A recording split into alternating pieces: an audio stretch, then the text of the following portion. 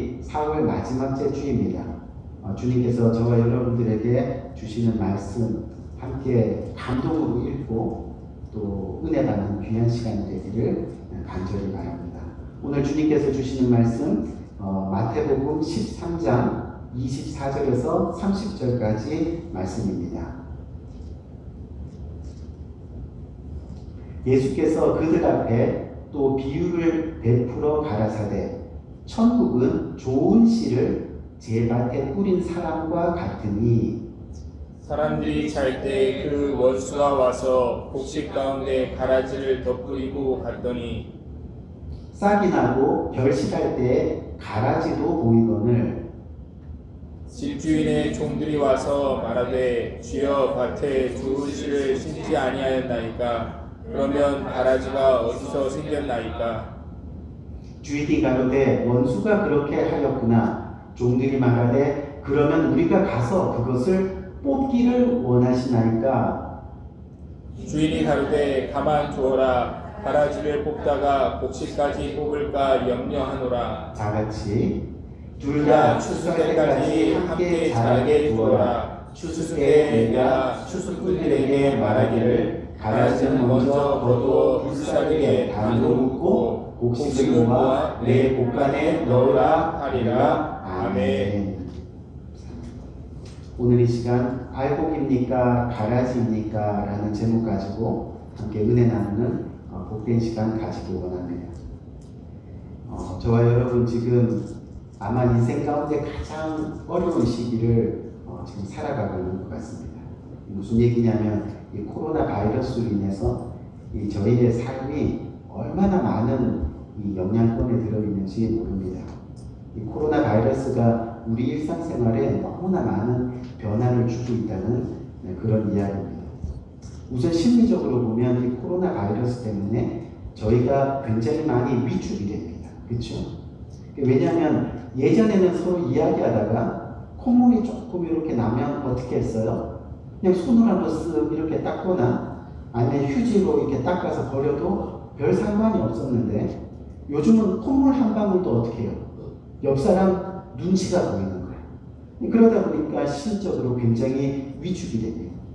콧물보다 더 위축이 되는 게 뭐죠? 재채기입니다. 여러분, 재채기 한 번 하면 어때요? 이 주위가 큰일이 납니다. 모든 따가운 시선이 눈총이 그냥 한꺼번에 몰려들고. 근데 우리 마음이 위축을 떠나서 불안하고 초조해지고 심지어는 두렵기도 한 것이 있습니다. 그것이 바로 코로나 바이러스에 의한 열입니다. 사실 우리 몸이 평소에도 어때요? 이 병균과 싸우기 위해서 열이 나는 것은 아주 당연한 건데 근데 지금은 조금이라도 열이 있는 것 같으면 어떻게 해요? 막 불안하고 두렵고 떨리고 그렇습니다. 왜 그래요? 혹시 내가 코로나가 아닐까? 만약 내가 감염되었으면 어떡하지? 그럼 내 식구들은 내가 죽을지도 모르는데 뭐 이런 생각들이 우리들을 많이 위축하게 하고 더 나아가서는 불안하고 두려움에 빠져들게 만들고 있다는 겁니다. 이 심리적인 뿐만이 아니라 외형에서도 큰 변화가 생겨나고 있습니다. 그 중에 특히 두드러지는 것이 이 미국과 유럽의 마스크 문화가 생겼다는 겁니다. 무슨 얘기냐면요. 이 미국과 유럽에서 마스크의 의미가 원래는 뭐였어요? 어디 아프구나 라는 그런 의미였어요. 그렇죠? 마스크를 끼는 사람들은 아픈 사람이 지금까지 끼었습니다. 그래서 마스크를 하면 많이 아픈 사람으로 보아왔다는 겁니다. 그런데 지금은 어땠어요? 이 마스크가 보호와 예방. 너도 보호하고 나도 보호하고 너도 예방하고 나도 예방하고 그리고 보호와 예방 더 나아가서는 패션으로까지 인식의 변화가 생겨나고 있다는 겁니다. 또 많은 변화들 가운데 하나가 뭐냐면 예전에 여러분들 화장품 가게 가면 화장품 가게의 매출 넘버원이 립스틱이었습니다. 근데 요즘은 립스틱을 제치고 뭐가 매출 1위가 된지 아세요, 여러분? 아이라인이 매출 1위가 됐어요. 왜 그래요? 전부 다 마스크로 입을 가리니까 보이는 곳이 눈밖에 없잖아요. 뭐 이거 바를 필요가 뭐가 있겠어요. 그렇죠? 아이라인이 이 매출 1위가 되었다는 거예요. 제가 미국에서 20년을 넘게 살면서 일상에서 마스크를 쓴 미국 사람들의 모습을 요즘 처음 보고 있는 것 같습니다. 마트에 가면 대부분의 사람들이 거의 다 마스크를 쓰고 생활을 합니다. 근데 제가 요즘 들어서 이 마스크를 쓴 사람들의 모습을 보면서 이 많은 교훈을 얻고 또 하나님께 때로는 회개의 기도를 드리고 또 하나님께 감사의 기도를 드리는 그런 순간들을 가지게 됩니다. 왜 그러냐면 이 마스크를 쓴 모습을 이렇게 보니까 다 똑같이 보이는 거예요. 다 똑같이. 무슨 얘기냐면요. 지금까지 얼마나 자기의 얼굴을 드러내며 살아왔는가 하는 것을 생각하게 됩니다. 작은 일을 해도 자기의 얼굴이 드러나야 돼요. 또 자신의 얼굴이 드러나는 것에만 관심이 있지 드러나지 않는 것은 할 생각조차 하지 않는 겁니다. 자신의 얼굴 가운데 내가 이렇게 많이 배웠는데 이렇게 부자인데 또 내가 너희들보다는 나아 얼마나 자기 얼굴을 드러내면서 살아왔는지 그러다 보니 겸손하지 못했던 우리들의 모습을 돌아보게 되는 계기가 되었습니다. 또 입을 가리다 보니 말이 확연히 줄어든 것을 경험하게 됩니다. 예전에는 마트에 가면 솔직히 많이 시끄러웠습니다. 근데 지금 가면 마트가 조용합니다. 사람들이 있는데도 불구하고 조용합니다.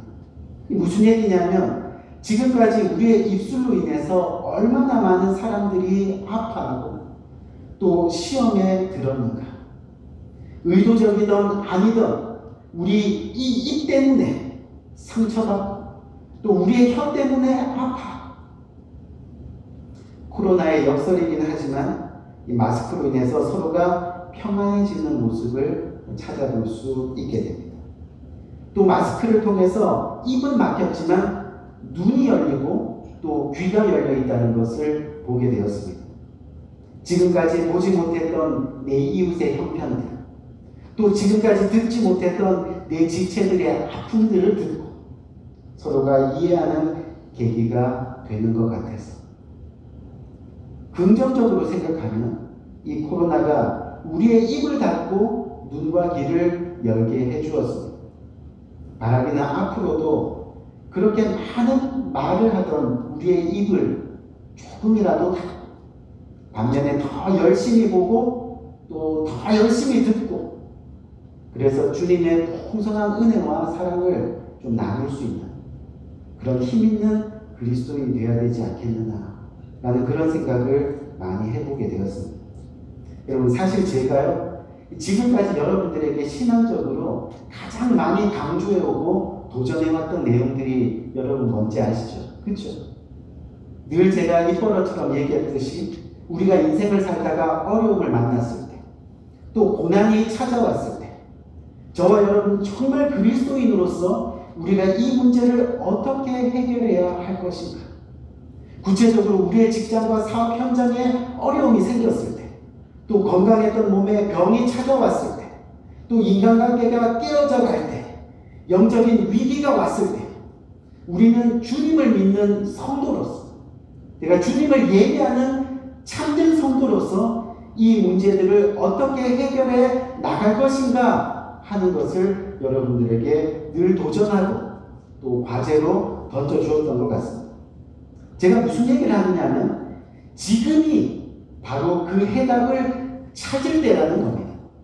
우리가 머리로만 알고 있는 그런 것이 아니라 정말 우리가 지금 그 해답을 찾아야 된다는 이야기입니다. 왜요? 지금 저와 여러분들이 사상 초유의 이 코로나 팬데믹 상황을 맞이하고 있잖아요. 그래서 지금 실질적으로 어떻게 됐어요? 경제적으로 위협을 경험하고 있어요. 또 건강의 위협을 느끼고 있어요. 뭐 소셜 디스턴스 거리두기로 인해서 어때요? 인간관계가 점점 멀어지고 있는 것을 우리는 경험하게 됩니다.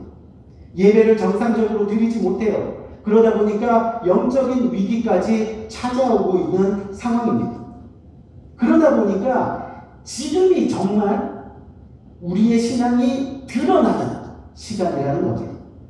우리가 지금 어떻게 이것을 다 다루기 위해서 신앙적으로 기도하고 믿음으로 승리하고 그렇게 살아가야 하느냐? 그 해답을 저와 여러분들이 찾아 나가야 한다는 겁니다. 쉽게 이야기하면요, 정말 이 기간 동안 내가 하나님을 진짜로 믿어왔다. 그리고 믿고 있는 그리스도이니까. 아멘. 이것이 드러나는 그런 시기라는 겁니다. 정말 나에게 믿음이 있었던가? 아니, 내가 지금 정말 믿음을 가지고 있는가? 정말 내가 구원받은, 그리고 앞으로 구원을 이루어가는 진정한 하나님의 자녀인가? 정말 나의 삶이 천국 인생인가? 아니면 지옥 인생인가? 내가 지금까지 살아온 모든 영적인 삶이 껍데기 인생, 껍데기 삶을 살아왔는가? 아니면 알맹이의 삶을 살아왔는가? 나는 알곡인가? 아니면 가라지인가? 진짜 지금이 바로 신앙적으로 우리의 믿음의 실체를 발견하는 귀한 시간이 되어야 한다는 겁니다. 그래서 오늘 설교 제목이 여러분 잘 아는 내용이지만 알곡입니까? 가라지입니까? 이 각자에게 도전하는 그런 시간이 되어야 된다는 거죠. 오늘 본문 말씀의 내용 저와 여러분들이 이미 너무 잘 알고 있습니다. 어떤 내용이죠? 한 농사꾼에게 좋은 땅이 있었습니다. 그래서 그 농사꾼이 그 좋은 땅에다가 어떤 씨를 풀었느냐면 좋은 씨를 뿌렸습니다. 좋은 씨. 아주 좋은 열매를 기대하면서 그렇게 좋은 씨를 뿌렸습니다. 근데 그 농부가 잠깐 자는 동안 그에 누가 나타났다 그랬어요? 원수.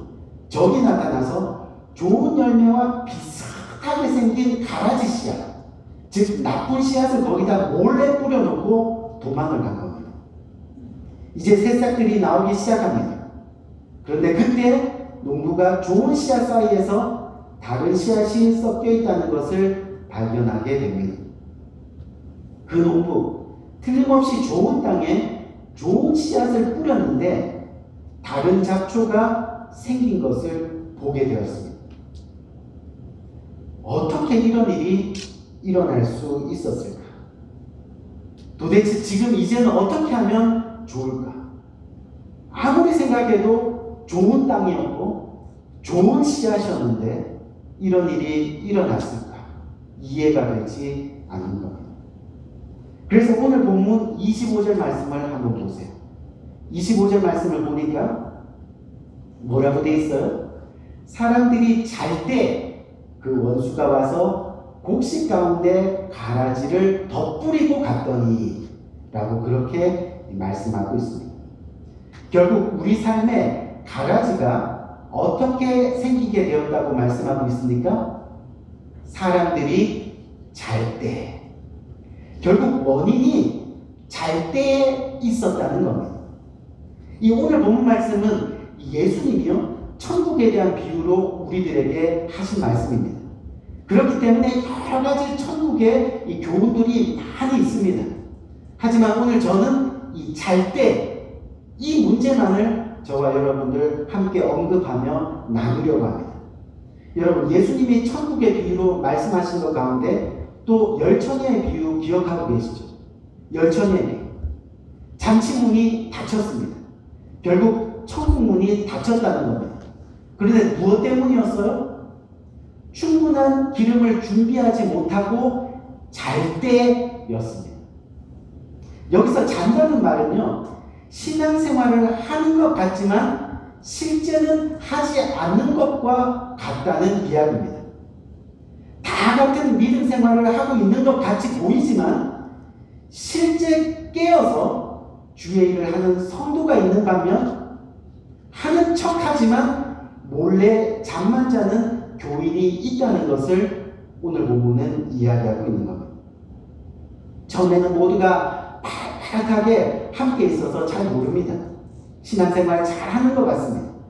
그런데 나중에 보니까 말씀의 꼴을 먹고 은혜의 담비에 풍성이 졌고 또 기도의 재단을 쌓아가면서 이 십자가 헌신의 비바람을 잘 견뎌 곡식들을 풍성하게 알곡을 맺은 그런 변은 어떻게 돼 있어요? 고개를 숙이고 있는데, 알곡에 숨어서 몸을 피해가며 있었던 가라지는 여전히 죽지 못하고 자신의 고개를 뻣뻣이 들고 서 있는 것을 발견하게 된다는 겁니다. 가라지는 신앙이 있는 척 하면서 말과 혀로 살아가는 사람들입니다. 믿음이 있는 척 하면서 진실 없는 행동으로 속이며 살아가는 사람들입니다. 그 원인이 뭘까요? 문제는 잠자고 있었다는 겁니다. 오늘 성경은 알곡과 가라지가 분명히 다니는 그 원인이 뭐라고 그래요? 잠을 자고 있었다는 겁니다. 무슨 얘기냐면 결국 잠자는 교인에게는 반갑지 않은 손님이 찾아온다는 겁니다. 그게 누구예요? 바로 마귀라는 겁니다. 사탄이라는 겁니다. 어느 순간 몰래 찾아와서 온 마음밭에 가라지를 확 뿌려놓고는 도망간다는 겁니다. 잠을 자게 되면 당연히 사탄이 우는 사자와 같이 삼킬 자를 찾는 겁니다. 무슨 얘기냐면 지난 시간 우리 베드로전서 말씀 나누었잖아요. 베드로가 뭐라고 고백했어요? 깨어있어라, 근신하라. 왜요? 그렇지 않으면 사탄이 우는 사자와 같이 삼킬 자를 찾는다라고 이야기하는 거예요. 왜 이런 고백이 베드로에게 우러나왔다고 그랬어요? 예수님이 십자가 지시기 바로 전날 베드로야 제발 깨어 기도해라, 주님이 부탁하셨어요. 그런데 베드로는 결국 뭐라 그래요? 근심 걱정을 이기지 못하고 어떻게 됐어요? 잠들었다라고 되어 있어요. 결국 잠들어 있는 그 모습으로 인해서 믿음은 사라지고 사단의 뜻대로 주님을 모른다 부인하고 또 십자가에서 도망가고 또 배신하고 주님 앞에 돌아온 베드로가 그때를 생각하면서 제발 근신하고 깨어 계십시오.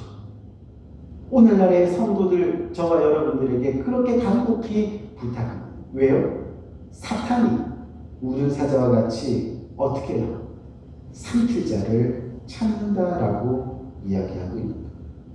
다들 기억하시죠? 지난주 설교 말씀.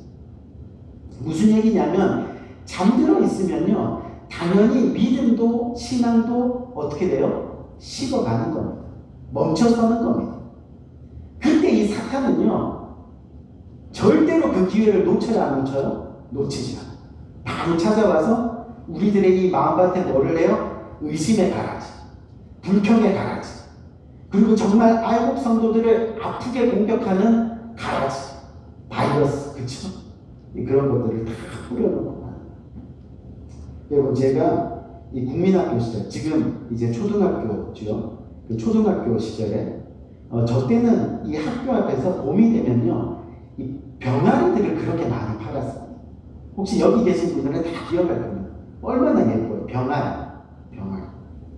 너무 귀엽고 또 그 모습이 너무 예뻐갖고 아마 안 사보신 분들 없을 거예요. 저도 뭐 몇 마리씩 사가지고 집에 왔는데 근데 그 병아리들이 오래 가요? 오래 가지 못해요. 오래 못 가요. 결국 건강하지 못해서 오래 키우지 못합니다. 다 죽습니다. 빠르면 사갖고 온 지 몇 시간 만에 죽어서 묻어두고 하는 경우도 있었어요. 근데 여러분 보세요. 병아리들이 죽기 전에 어떻게 해요? 그 모습 혹시 기억나세요? 꾸벅꾸벅 졸고 계속 자려고만 이렇게 하는 거예요. 그런데 나중에 이렇게 정신 차려서 보면 저 귀퉁이 가서 어떻게 있어요? 죽어 있는 거예요. 무슨 얘기냐면 병든 병아리는 잠만 자다가 결국은 죽어가는 겁니다. 살려고 파동치지 않고 꾸벅꾸벅 졸다가 잠만 자다가 계속해서 죽어가는 거예요. 병든 병아리. 무슨 얘기냐면 오늘 우리가 저와 여러분들이 이 말씀에 진짜 신앙적으로 한번 충격을 받아야 한다는 겁니다. 왜냐면요 결국 가라지는 추수 때에 단으로 묶여가지고 불사르게 되어 있다라고 오늘 성경은 저와 여러분들에게 이야기하고 있다는 겁니다. 가라지의 채우가 뭐라는 거예요? 바로 지옥불이라는 겁니다. 그런데도 우리가 지금 꾸벅꾸벅 졸고 있어야 되냐는 거죠. 지금도 잠자고 있어야 될 때라는 거예요. 오늘 우리는 이 비유의 요점을 잘 이해하고 알아야 합니다. 왜냐하면 우리가 알곡과 가라지를 어떻게 생각하든지 추수할 때가 되면 반드시 어때요? 그것이 구분이 되어지죠. 하지만 주님께서 친히 뭐라 그랬어요? 알곡과 가라지는 추수할 때까지 함께 자라도록 어떻게 하라고 그랬어요? 내버려 두라고 이야기했어요. 이야기를 다시 한번 이야기하면 반드시 저와 여러분들의 삶에는 뭐가 있다는 거예요? 심판이 있다는 겁니다. 우리 인생 하나님 앞에 설 준비를 해야 한다는 겁니다. 그런데 더 중요한 것은 뭐냐면 하나님을 믿었다고 해서 믿음을 가졌다고 해서 우리의 인생이 평탄한 것만은 아니라는 겁니다. 왜요? 우리가 주님을 만나는 그날까지 우리의 삶에 뭐는 계속해서 있어요? 가라지는 계속해서 함께 간다는 사실입니다. 그래서 오늘 본문 26절 한번 볼까요? 26절을 보니까 뭐라고 했어요? 싹이 나고 결실할 때 뭐가 보인다 그랬어요? 가라지도 보이거늘, 이렇게 말씀하고 있습니다. 어떤 곡식이든지 추수할 때가 되면 그 본연의 모습이 나타나게 되어 있다는 겁니다. 가라지도 마찬가지입니다. 추수할 때에 알곡과 가라지가 확연히 드러난다는 겁니다. 그때가 되면 누가 알곡이고 누가 가라지인지 틀림없이 보이게 된다는 그런 말씀을 하고 있습니다. 지금 저와 여러분들이 섬기고 있는 이 교회의 밭, 우리 교회뿐만이 아닙니다. 이 교회의 밭에는 알곡과 가라지가 틀림없이 있습니다. 틀림없이. 같이 이렇게 있는 동안에는 그런데 알곡과 가라지가 구분이 안 될 수 있습니다. 하지만 결실의 시기에 그 본색을 나타낼 겁니다. 아멘? 우리가 그걸 어떻게 알아요? 우리가 예수님의 제자였던 가룟유다를 한번 생각해 보세요. 3년 동안 예수님 안에 머물면서 순수한 예수님의 제자 같아 보였습니다. 3년이 지날 동안 가룟유다에 대해서 뭐라고 이야기한 사람이 없습니다. 왜요? 그는 틀림없이 예수님의 제자 중에 한 사람이었으니까. 그런데 마지막 결정적인 시기에 예수님을 배반합니다. 그리고 팔아넘깁니다. 우리가 요한복음 6장 70절 말씀 한번 볼까요? 우리 한번 봅시다. 요한복음 6장 70절 말씀을 보니까 예수께서 대답하시되 내가 너희 12를 택하지 아니하였느냐? 그런데 너희 중에 한 사람은 뭐라고요? 마귀니라. 마귀. 예수님께서 마지막 만찬에서 이와 같이 고백하셨습니다. 무슨 이야기입니까? 지금 알곡은 교회 안에 있고 가라지는 세상에 있는 것이 아니라 예수님 안에 가룟유다가 있었던 것처럼 교회 안에 오늘날에도 여전히 알곡과 가라지가 지금 같이 자라나고 있다는 그런 이야기입니다. 예배드리는 우리 속에도 알곡과 가라지가 같이 앉아있고 성경 공부하는 자리에도 알곡과 가라지는 같이, 친교하는 자리에도 알곡과 가라지는 함께 있을 수 있다는 것을 이야기하고 있습니다. 지금 이 자리에도 알곡 신앙이 있고 가라지 신앙이 있을 수 있습니다. 그런데 같이 자라가고 있다는 겁니다. 너무나 닮았고 너무나 비슷하게 생겨서 분간이 어렵다는 겁니다. 교회 생활하다 보면 우리가 정말 상처받고 시험받고 쓰러질 때가 많이 있죠. 그럴 때 그렇게 상처 주고 또 시험을 던지는 그런 성도님들을 바라보면 우리가 어떤 마음이 들어요? 확 뽑아버리고 싶어요. 그런 마음이 들죠. 가라지 보면 뽑고 싶은 마음이 들어요.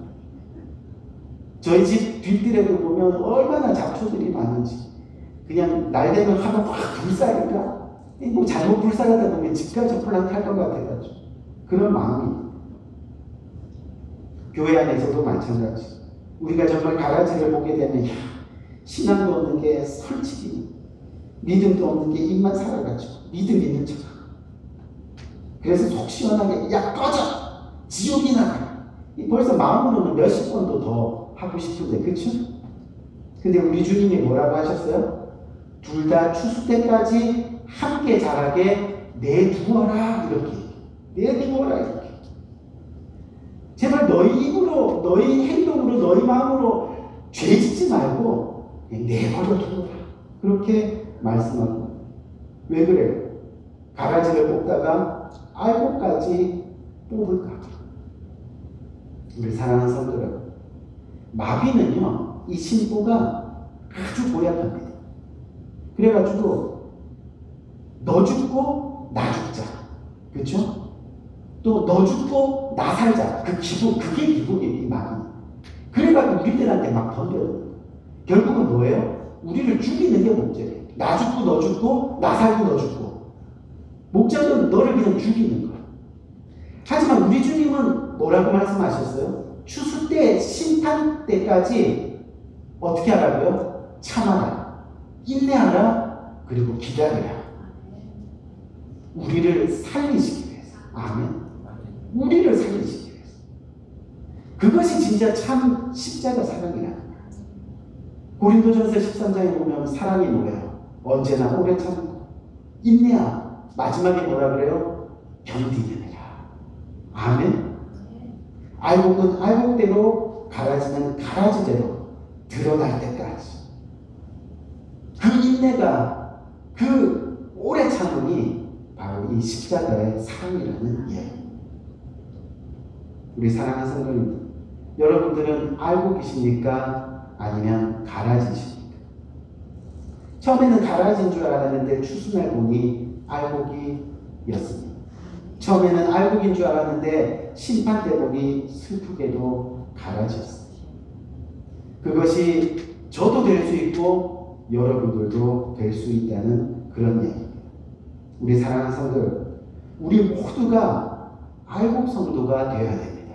아멘. 세상 끝까지 주님 앞에서 영적으로 깨어있는 성도가 되어야 된다는 그런 이야기입니다. 그래서 오늘 하나님은 작정하셨어요.